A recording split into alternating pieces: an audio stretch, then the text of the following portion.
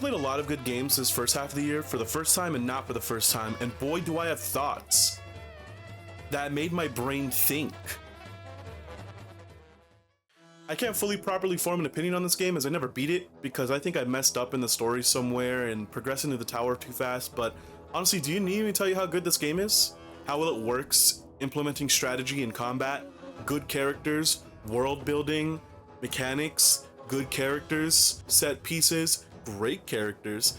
I think this game is great and long, and I hope to probably beat it someday because I'm thinking just restarting from the beginning as I enjoy playing other characters rather than my own one that I made. My only complaint about the game is that it gets really difficult, irregardless of how many side things I felt like I did. It just felt like ever since I hit the second half of Act 2, the game has been hard, really hard. I don't know, it might be a skill issue, which is why I feel like I should restart. The game's a 4 out of 5 personally, but like a really high 4 because I haven't beat it, so I can't really say it's a 5. Who knows? It might stay a 4 out of 5. This one I just beat, and my god, the French will be forgiven for this one. This game is so beautiful everywhere. Everywhere you go, every area feels unique. There's constant change of music in each area as well, so it's like fresh every time, and if you go back, it's literally that same feeling. I'm not gonna spoil the game's plot. I beg you to, if you are going to get into this game, do not look into the plot at all. It's super investing. I got super invested in the characters' turmoil and the world. My only complaint about the game is its third act and ending. I'm gonna go into a little bit of spoilers for this, especially because of how important. So if you want to skip, go to here. The third act is only one area. If, as you beat in the game, you know, the third act is only one area, and it's supposed to be the opportunity to explore the world map to its fullest extent. And there's a lot of cool stuff that you can look for. It genuinely, but that's it. It also ruins a big thing that happens at the end of Act 2 because you know the existence of a third act exists.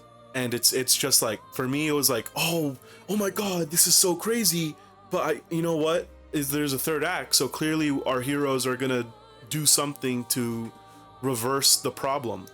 Really want to avoid as many spoilers as I can, like even if you're watching this after I already gave the spoiler warning. But to add on to this, I think the end of the game has a really cool choice, but they introduce outside problems and never really go into it. And I also have a gripe with strength at the end of the game, where I was level 45 when I thought the boss was really hard. Like I actually had a really hard time, but it was still super cool.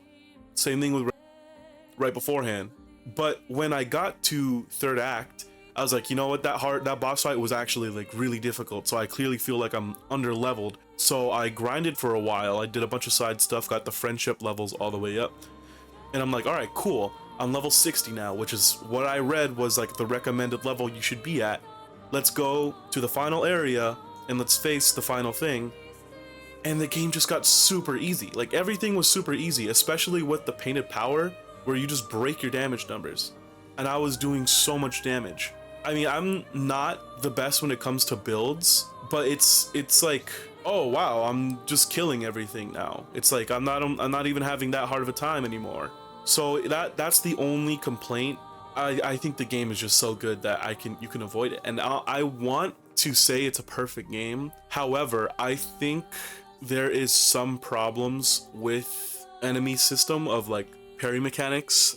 Some bosses are just taking so many turns that it's honestly the best damage you can do is parrying them.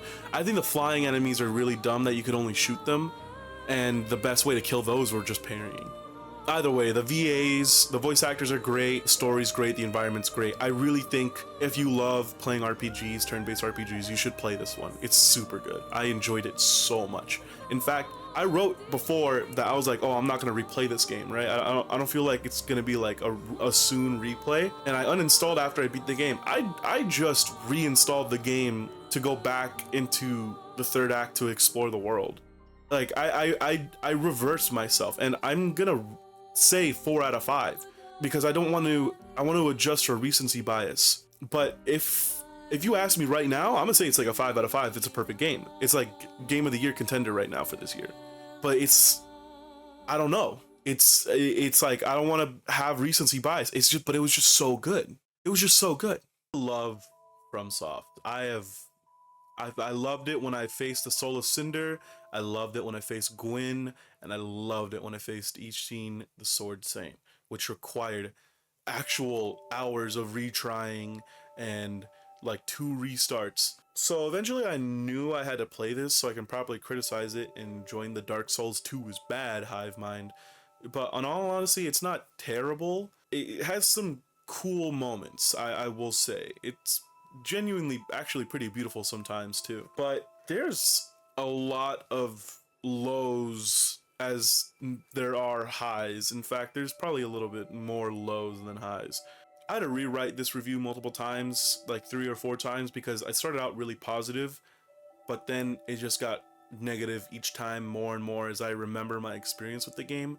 Because this game has a really funny idea of, hey, let's make each area extremely hard and then the boss is really easy. And each area is not hard and difficult as in what you have to fight to get through. It's just there's gonna be like one enemy that causes significant problems, and it's dumb. There's a lot of dumb things in there. I think, personally speaking, that it's not great. It's definitely not gonna be like my first choice if you told me to pick FromSoft game. It's honestly 7th pick, but I want to keep saying positive things about it, but I can only think of the negative. I think that's what the game's problem is. It has a lot of negative points that just fill your brain rather than the positive. I can't hate it though. Like, I can't be like, this was a terrible game, set it on fire and make sure no one ever plays it again. No, it's I feel like you should. I feel like you have to play this game to understand why the other games were so good. It has some weird charm in it, but like, just because I find some things in the game charming doesn't mean I think it's very good. I'm not gonna be dreaming about a replay for this game. It's a 2 out of 5 for me. I see, if you like it, then congrats. But for me, it's not for me. I love Final Fantasy. Look at how many I've beaten. Don't compare them how many there actually are. And I've always wanted to play 10. But my problem with playing certain games is that I don't want to play them on my chair looking at a monitor, because my chair wants to kill me. So I wonder how this tiny little threshold will be broken by to actually make me play Final Fantasy X. I love this game. It started off as a, damn, this game's not bad. I'm not like fully into it. It's okay. It has some good plot. It's Final Fantasy, so I'm like, this is too, let's go do this. I'm in it. I want to go kill Sin. The sphere grid, the turn system, the enemy diversity, the major plot areas to go through to get to the final portion of the game, it all hits so well. It's a game that's been out for 24 years. If you haven't got the chance to play it, pick it up on a sale at your agreeable price and play through it if you don't know how the plot goes, because it is a very, very enjoyable game. Take the gamble on it, like, trust me. I really enjoyed the experience I had with it. I think the biggest problem with the game is Blitzball. The game wants you to do Blitzball, get into it. However, it requires you to do nothing but lose for like a couple hours until your team starts getting good and you get the good scouting. And then you just start winning and sweeping the competition. But it's hard to get into because you have to lose so much at first, rather than naturally getting up to that level where you're winning and it's hard to win still. Honestly, this game is amazing. It's definitely up there. I think the plot really carries it for me. It's a 4 out of 5. It's really good.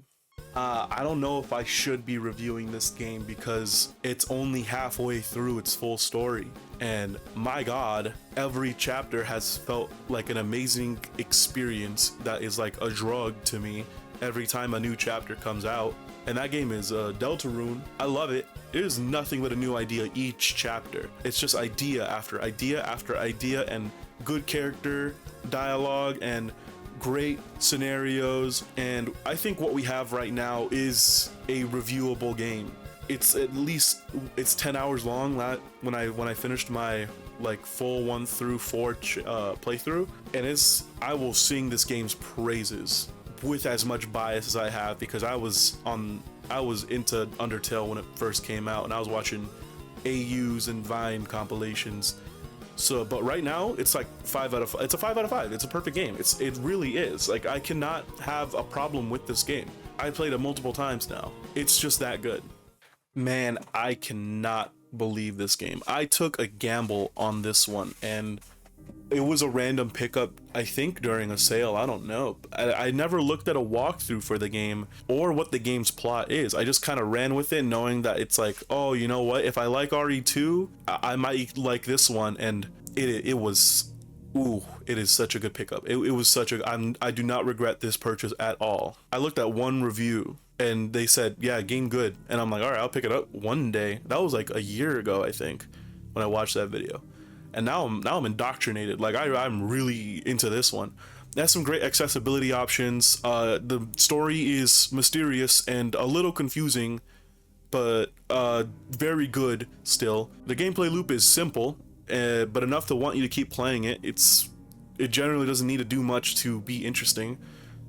And has a inventory system that lets you have 6, 8, or I think 6 with the special slots. I don't know. I never really looked into it because I played with 6 inventory slots because I am the better gamer. Just kidding. It doesn't matter how you play with the damn inventory slots. Go play with the way you want. And as annoying as the 6 inventory slots can be, I thought it was kind of cool to write down things and actually kind of take pictures.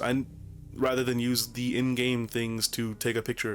It didn't feel like I had to do it because of the small inventory system, but because I wanted to. The game even has a poster that tells you to write certain important things down that you don't want to forget, and it added a small little layer of interactivity for me. The game is short and it has a fine level layout, in my opinion. I really like going through it. And I will be replaying the game because I messed up and didn't get the personally more satisfying ending.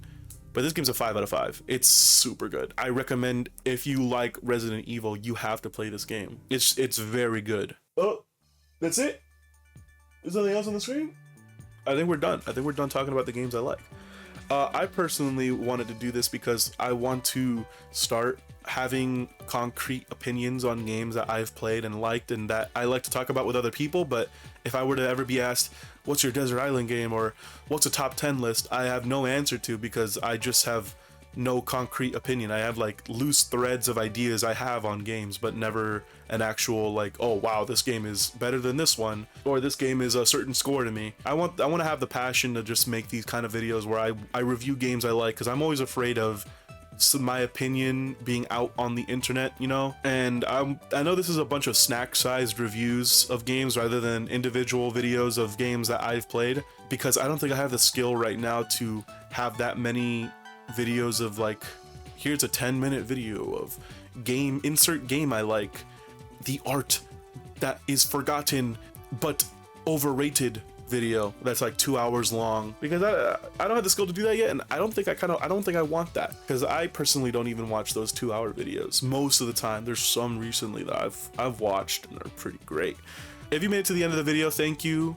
Please like and subscribe, and if there's a personal standout game that you've played this year or replayed this year that you want to put in the comments as your opinion, like your personal score, I'd love to hear it. I'd love to hear it. I honestly, I love engaging a conversation about games or learning about new games that I could play. I hope you all like this video, and I hope to see you guys next time.